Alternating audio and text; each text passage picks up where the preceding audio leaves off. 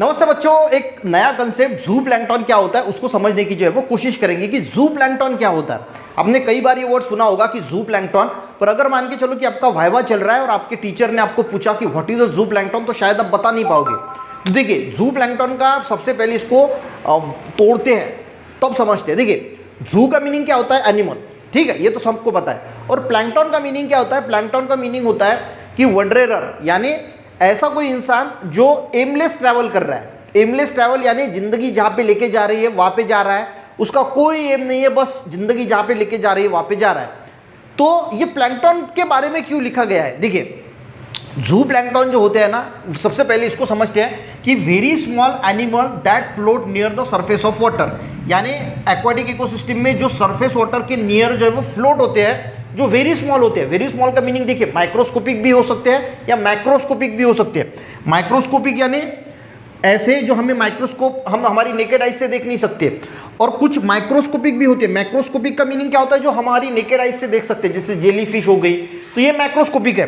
तो इसमें कुछ ज़्यादातर जो है वो माइक्रोस्कोपिक होती है, पर कुछ मैक्रोस्कोपिक भी होते हैं जो हमारे नेकेड आइज से देख सकते हैं। और वो जो माइक्रोस्कोपिक और मैक्रोस्कोपिक जो सरफेस वाटर पे जो है वो फ्लोट होते हैं, उसको हम जनरली बोलते हैं जू प्लैंकटन, ठीक है।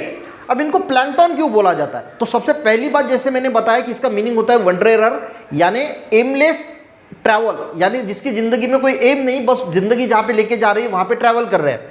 तो इनको क्यों प्लैंकटन बोला जाता है? क्योंकि ये जो है वो वाटर करंट के अपोजिट डायरेक्शन में फ्लोट नहीं हो सकते।